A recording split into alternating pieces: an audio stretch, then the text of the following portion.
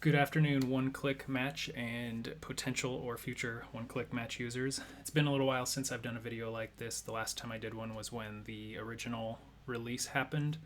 So I figured it was a good time to put something out there with the editing process for the updates, since several people have been asking in the Facebook group. On this image, I want to use Pro 160C. I highly recommend favoriting whichever ones you use the most. It saves a lot of time, considering the number of options in achieving the look you're looking for you have with these profiles. So with this image, obviously I'm going to bump up the exposure. I'm not really going to mess with the contrast. I'm just going to get this to kind of a happy place with the exposure. I want to pull that highlight slider back a bit just to save some of those highlights in the background and in her white dress. I use the shadow slider a decent amount. I bump up the shadows quite a bit just because I feel like that skin glow you hear about with film, you have a little bit of control, the most control with that using the shadow slider. It's able to kind of pull out some of the detail in areas like under Tom's eyebrows or under people's chins and stuff. And then I use the blacks. I don't need to do a whole lot with this. This is a more contrasty profile. That's what the C stands for in Pro 160C. But yeah, I think I'll probably leave that at 0. And then I want to make a slight adjustment to this. Kaylee has very warm skin tone. Tom has very magenta skin tone. And I want to make sure it's kind of balanced. All right, I think that actually looks pretty good. So here's before and after with Pro 160C. All right, this next image is awesome as far as being a really high dynamic range scene. I shot this with the D750, so it had a lot of ability to save highlights and, more importantly, the shadows in this area. This image I want to use, let's go with Portrait UC. I know it's one of those films not a lot of people have shot with. It's awesome. And I don't know, I like what it does with green tones. It kind of has that bluish look in the shadows, and it gets pretty bright green in the highlights, which I think is kind of cool. Since this was an expired film, I usually bump the contrast a bit. Plus 30, it's usually pretty good. I might adjust that later on as I edit through this. I'm going to pull the highlights way back, and then I'll use that shadow slider. Like I said, I want to bring a lot of that up so I can get more of their skin tone in there, just brighten up those weird shadow spots without affecting the highlights like I would if I was using the exposure slider. And then I'll use that black slider, drag this way back to where it looks good. I do use the histogram to see if there's clipping, and I feel like even with a little bit of clipping, that looks just about right. And this is a little bit backwards from how a lot of people do it, but I will make my color adjustments now.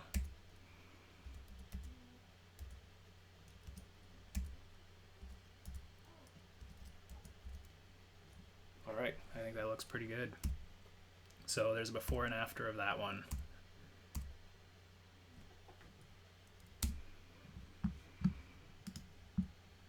This is Evie, my brother's dog. I just took their engagement photos a couple months ago. I'm going to use Portrait 400 Frontier Normal Exposure Plus 2, because Exposure Plus 2 gives you a little bit more of that bluish shadow, which I really, really like. Now with this image, because it's in the shade and it wasn't bright, I'm not going to go quite as extreme on the highlights. You can see it even as I get past like -30. It starts to get kind of gray. Her fur gets a little bit gray, which I don't want to. I want it to still be bright. She is a white dog, so I'll probably stick with about -30 on that. Now my shadows, kind of the same thing. I'm not going to go too extreme. And then I'll drag my blacks down just to, those were pretty dark pants, so I want to make sure that it's pretty accurate to what it looked like. And then I'll probably warm it up just a slight amount.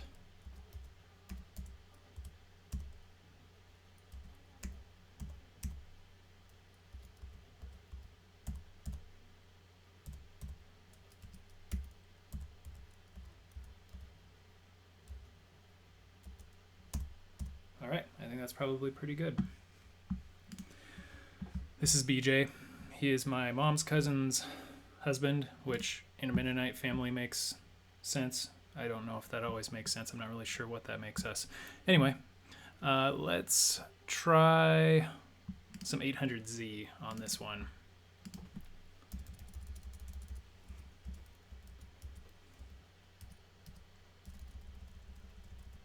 So I've never actually shot 800Z.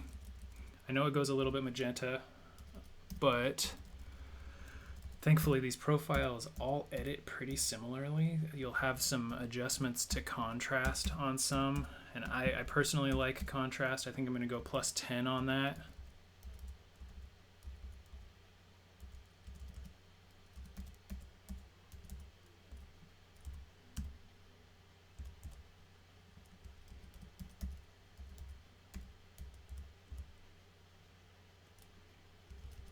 Pull these blacks down just a little bit more, just to make those shadow tones actually what they looked like.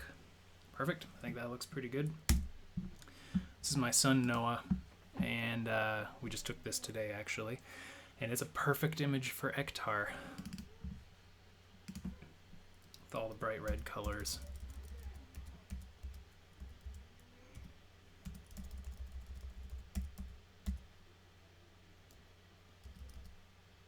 Now with Ektar, it is naturally really contrasty. I rarely add much contrast, and if I was editing this photo with one of the pushed versions, I would actually take away some contrast, just because I would do that exact same thing with the film. So with the shadow slider, I have it at +60, and you can see how much of an effect the shadow slider has on this image, specifically with Noah's eyes. There was quite a shadow underneath that hat. It's an overcast day today, and he had that thing pulled down really low.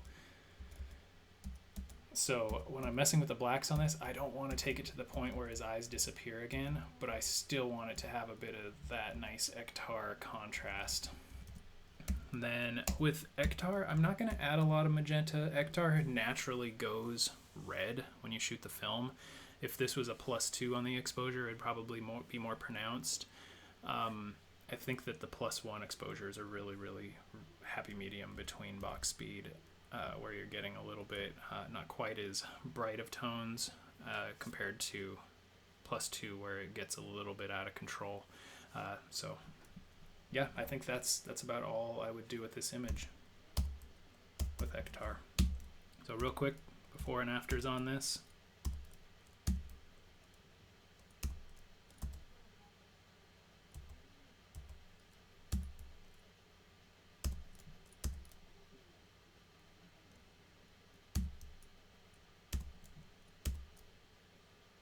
Awesome. Thank you guys so much for watching. I hope this was helpful.